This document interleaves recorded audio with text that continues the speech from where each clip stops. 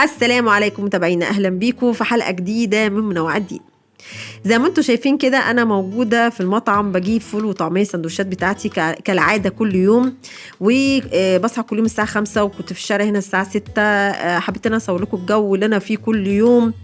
وطبعا كارما يعني اليوم ده مش من عويده ان هي تكون مصحصحه وتبقى متحمسه كده على طول، تبقى نايمه وتبقى زهقانه، ويعني عشان على طول بصحيها الصبح معايا. فاحنا هنا كنا مستنيين الباص بعد ما جبنا السندوتشات بتاعتنا.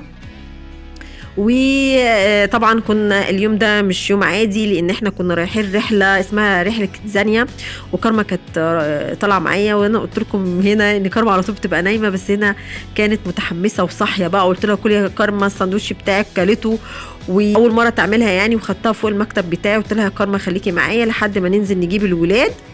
فنزلنا بقى ورحنا جبنا الولاد من الكلاس وصوروا كام صورة، وكانت فرحانة. وهنا كنا بناكل فشار وكنا مبسوطين وبنغني. والحمد لله احنا عملنا كده علشان خاطر اتضح ان في كيدزانيا ممنوع ان احنا ندخل الا بازازه ميه، بس ممنوع ان احنا ندخل باكل. وكارما كانت مندمجه هنا وكانت عماله تغني مع الولاد. احنا كنا قاعدين قدام، ما كناش قاعدين ورا. وماشيين بقى في الطريق، كنا متجهين ناحيه القاهره الجديده. واتضح ان كيدزانيا دي بصراحه اول مره اسمع عنها، ان هي جنب ايكيا، وانا مع اني بروح ايكيا على طول بس انا عمري ما سمعت عنها. وكنا هنا خلاص كنا وصلنا، والولاد كانوا فرحانين وعاملين زيطه ان هم خلاص وصلنا وفرحانين. ودخلنا بقى علشان نبسط، علشان تركن بقى، عشان ننزل باللاين بقى بالولاد. بس انا كنت فرحانه وخايفه في نفس الوقت، لاني كان امانه في رقبتي. كان البنات كان 8 بنات، وكارما كانت التاسعه. فتخيلوا بقى المنظر اللي انا كنت عايشه فيه. كنت عايزه اتمتع بس كنت خايفه في نفس الوقت. فدخلنا لقينا المكان مغلق زي ما انتم شايفين كده، وجميل جدا وجوي حلو واطفالي. هو عباره عن الوظائف، بيعلموا الوظائف للولاد ويشوفوا ايه اكتر حاجه بيحبوها ويدخلوا يتقمصوا الدور. فانا حبيت ان انا اصور لكم المكان لو حابين تروحوا، يعني مكان جميل للاطفال وهم هيتمتعوا اكتر مننا ككبار يعني. فهنا كان البنات وكارما كانت معاهم عاملين دور ان هم دكاتره اسنان، وانا كنت بره لان كان ممنوع ان انا ادخل، بس صورتهم بره. وكانت مش عارفه كانت جوه بتعلمهم ازاي يبقوا دكاتره وكده، وكارما كانت في وسطيهم. وبعد ما خلصوا راحوا عملوا مطافي زي ما انتم شايفين كده، عربيه المطافي اهي. وبعدين كارما كانت عملت دور ان هي المريضه، مع اني ما كنتش متحمسه وحابه ان هي تبقى اللعبه دي، بس عشان هي عندها 5 سنين، فالاكبر من كده بيبقوا دكاتره انا مسعفين وكده.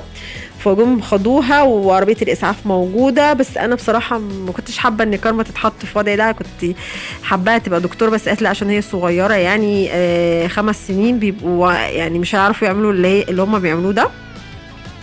وخدوها وركبوها عربيه الاسعاف. المشكله ان الموضوع كانه بجد يعني، حتى عربيه المطافي. بعد ما خلصوا بقى حبيت انا اصور لكم المكان. كان فيه طاقه ايجابيه للاطفال واغاني والاطفال مبسوطين، وكان فيه رحلات من مدارس تانية. ودخلت كارما في مكان تاني هي والبنات، بس المكان ده مش عارفه كان يعني زي ديسكو بقى، ولا انا مش فاهمه ايه اللعبه اللي كانوا بيلعبوها او ايه المكان اللي دخلوه ده. وبعد كده دخلت مكان ازاي يعلموها تبقى عارضة ازياء. فهي كانت لابسه فستان وقلب تتصور وتتظبط ومتصوره بقى ايه ان هي يعني ايه عارضة ازياء. بعد بقى ما خلصوا بقى كانوا جعانين جدا، فروحنا عشان ناكل. بس الوجبات ما كانتش عجباني لانها حسيتها انها مش صحيه، اللي هي الكوكي المتلج وعصير معلب. حسيته ان هو مش حلو للاطفال، يعني مكان الاطفال يبقى كله يبقى فريش يعني. فيعني المهم ان هم كانوا مبسوطين، ده اهم حاجه، الولاد كانوا مبسوطين. ولقيت كمان بعد ما خلصوا اكل لقينا في المكان في ناس بترقص، اللي هم الموظفين بيرقصوا، بيعملوا يعني رقصات كده جميله للاطفال يتفرجوا عليهم. وحبيت ان انا بص اصور لكم السقف وشكل المكان. هو كله للاطفال، هو المكان حلو للاطفال نفسه يعني، لا يتمتعوا بيه الاطفال. فطبعا الوقت كان فيه العاب كتيره والولاد كان نفسهم يلعبوا، بس الوقت خلاص كان الوقت خلاص ازف ان احنا خلاص مروحين. وكانوا زعلانين جدا ان في العاب كتيره ما لعبوهاش. كان خلاص الوقت ان احنا لازم نجمع الاطفال ونطلع الباص بقى عشان وقت المدرسه. وكانوا زعلانين جدا، بس بصراحه هي كانت ممتعه اكتر للاطفال. ورب يكون الفيديو يكون خفيف على قلبكم، واشوفكم على خير، والسلام عليكم ورحمه الله وبركاته.